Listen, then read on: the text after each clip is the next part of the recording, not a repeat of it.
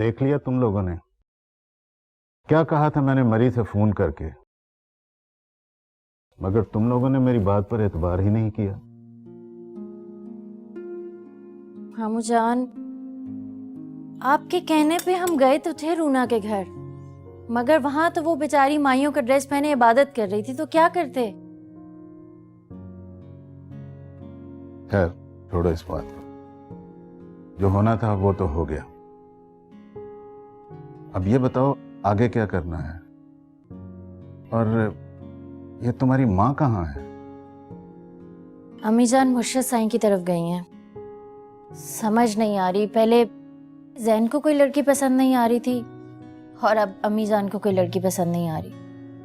समझ से बाहर है कि हमारे साथ हो क्या रहा है। मेरी एक बात मानोगी अगर मैं तुम्हें कोई मशवरा दूं? आप हमारे बड़े हैं, जो भी बात करेंगे बेहतरी की ही करेंगे ना।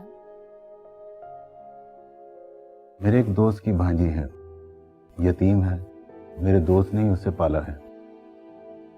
अपनी बहन के बेवा होने के बाद वही अपनी बहन और भांजी की किफालत कर रहा है। शरीफ और नेक लोग हैं, लड़की पढ़ी लिखी है, सुलझी हुई है, घर गृहस्थी जानती है। बस एक बात याद रखना, रूना की तरह वो एक अमीर बाप की बेटी नहीं है।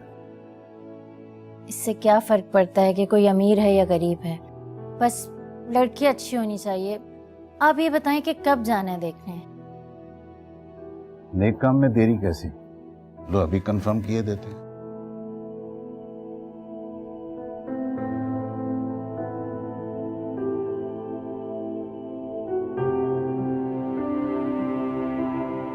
हाँ अच्छा यार, यार शफी तुमने बड़ी खुशी की खबर सुनाई है। अरे नहीं, हमें क्या एतराज हो सकता है यार। यार तुम्हारा अपना घर है, सारा तुम्हारी बच्ची है। हाँ हाँ, जब चाहे आ सकते हो। ठीक है ठीक है, इंतजार रहेगा। Thank you. क्या बात है, किसका फोन था? बड़े खुश दिखाई दे रहे हैं। बड़ी खुशी की खबर है, तुम भी सुनोगी तो फूले न समाओगी।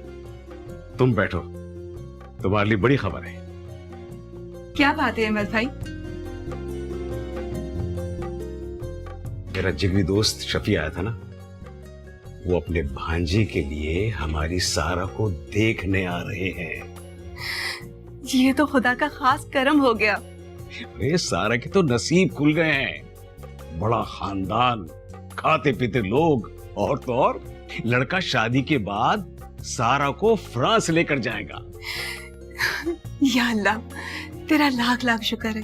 अहमद भाई, वो लोग कब आ रहे हैं सारा को देखने? कल। बस दुआ करो कि सारा काम खैरियत से हो जाए। आमीन। मैं ये बात जाके सारा को बता दूं? हाँ हाँ, लेकिन है कहाँ वो? वो अपने कमरे में होगी। चलो ठीक है।